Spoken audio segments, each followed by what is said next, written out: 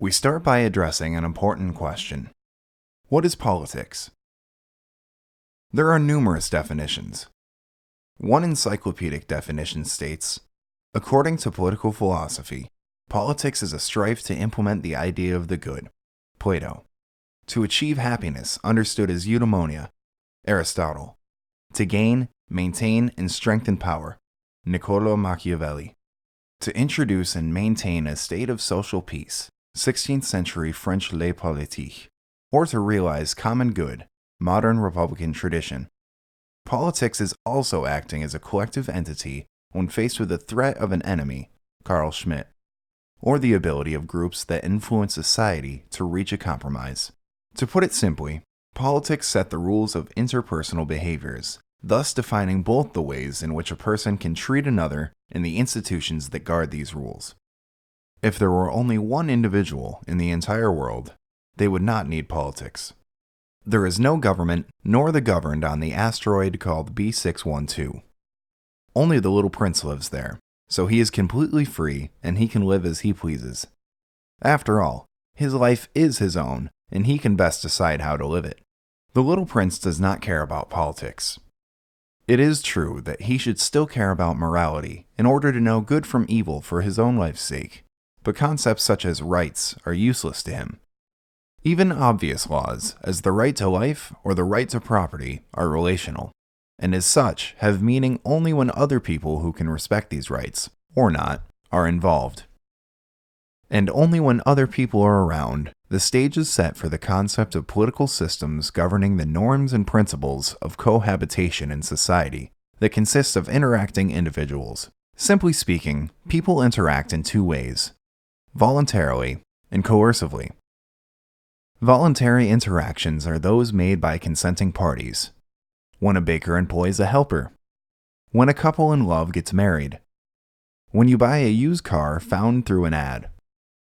Each party believes that their decision was good for them and will improve their life. Otherwise, they would not do it. Coercive interactions resort to violence to enforce decisions on other people without their consent.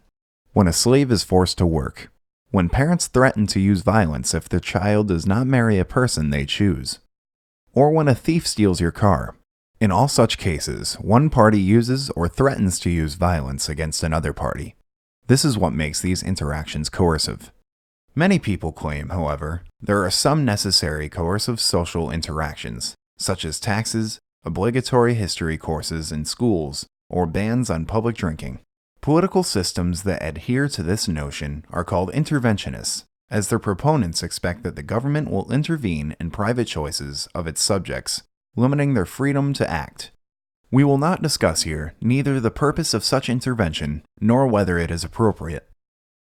But let us think about something here. Is there any political system that is based entirely on voluntary interpersonal interactions, under which a citizen has complete and utter control over their own life? A political system that does not envision neither lord nor servant, neither owner nor slave, under which a person has the individual right to separate good from evil and be free just as the little prince? Let us turn to philosophy for answers.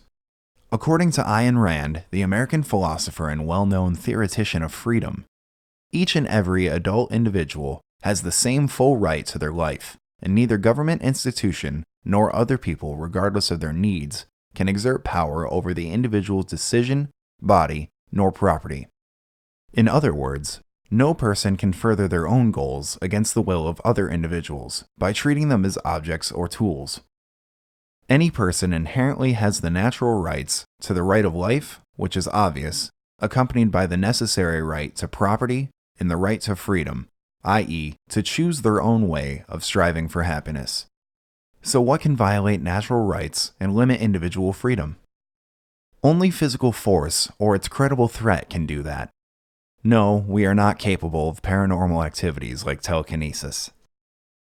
Therefore, an ideal political system that protects individuals as much as possible so that they can live freely and according to their will should eliminate physical violence from interpersonal relations.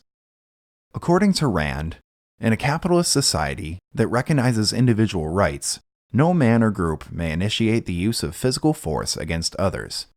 The only function of the government in such a society is the task of protecting man's rights, i.e., the task of protecting him from physical force.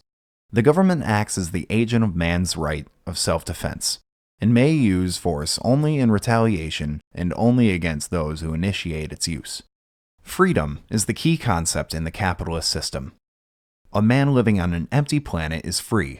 There is no one else to prohibit him from lighting a fire or digging a tunnel to the other side. In a free society in which politics has its place, certain activities must be prohibited so that everyone can enjoy the same rights. Violence, or rather its initiation, it would be unwise to prohibit defensive actions against one's attacker, should be prohibited. And, according to many supporters of capitalism, this rule is the only appropriate role of politics and the only appropriate role of the government, making sure that all relationships between individuals are according to their own will, judgments, beliefs, and interests, voluntary and nonviolent. Freedom is not the ultimate value, nor does it guarantee universal good, but it makes achieving moral goals and being good possible. Paraphrasing the words of Lord Acton, freedom consists not in doing what we like, but in having the right to do what we ought. Morality can emerge only when people are free. Where violence reigns, there can be no good. Is capitalism, then, the perfect system? It is hard to know. Capitalism, as radically defined, is still an unknown ideal. Never in history has any state consistently adopted a policy based on the principle of non-initiation of violence, i.e., the ethical basis of pure capitalism. But there are countries that can boast more voluntary interactions, like Switzerland, Denmark, Hong Kong, and the USA. And then there are those that intervene in people's lives a lot, such as Iran, Venezuela, Congo, or Russia. Experience shows that the more freedom a society enjoys, the higher development rate and higher standard of living it has, because free people are able to utilize the full potential of their reason, thus subduing the earth, and when threatened with violence, people stop to reason. The categories of violence and reason are contradictory.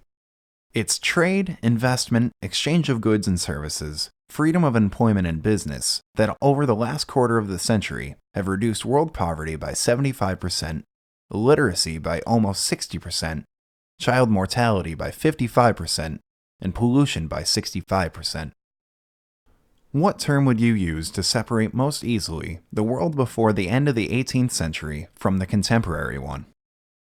North Korea from South Korea, China in the 70s and China today, Poland before and after the economic transformation. It's capitalism. Good system for bad people. Misunderstood and attacked, its label is constantly being pinned to its antithesis, like governments printing money, saving banks, or introducing regulations to protect big business. Try to imagine a world in which the laws of economics were discovered 200 years before their times. Or a world in which propaganda would be replaced by facts, power by free choice, war by trade, in which politics would be limited to the bare minimum. Try to imagine a world ruled by reason, not by fist. Would it be a utopia? Pure capitalism has never existed. So does it mean it cannot exist? One can be hopeful. For hundreds of years, people could not imagine a world without hereditary class divisions or slavery. Utopia, they agreed. Yet gradually the scope of freedom increased, and today we celebrate equality of people before the law, regardless of gender, race, or religion, almost all over the world. Maybe someday in the future we will achieve pure freedom and complete ownership? There are many reasons, both theoretical and empirical, for claiming that such a direction is and would be beneficial. However, we must keep two things in mind. That kind of change is not automatic. Both spiritual and material development is not set in stars, nor does it lie in some sort of geological nature of the planet. It is knowledge and ideas of men that can result in both the Third Reich or the United States. Therefore, guided by facts, logic, and conclusions drawn from examples from the history of political systems, we should reevaluate our beliefs constantly. We must also remember that the goal is not some social system, but human life. Thus, we must aim for conditions that best foster it. As for the little prince, if he cared about politics, what system would he consider the best for himself? One based on coercion and ultimately leading to food shortages, propaganda, or labor camps, where the individual's life belongs to others? Or one based on freedom, one that produced modern technology, medical care, diversity and availability of goods, amusement parks, vehicles, and electronic gadgets, where an individual's life belongs to themselves?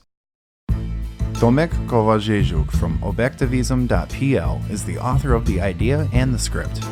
For more, visit EconClips.com. If you don't want to miss out next video, subscribe to our YouTube channel and like our Facebook page. If you like our project, please support us at patreon.com or by PayPal. You can find the links in the description below.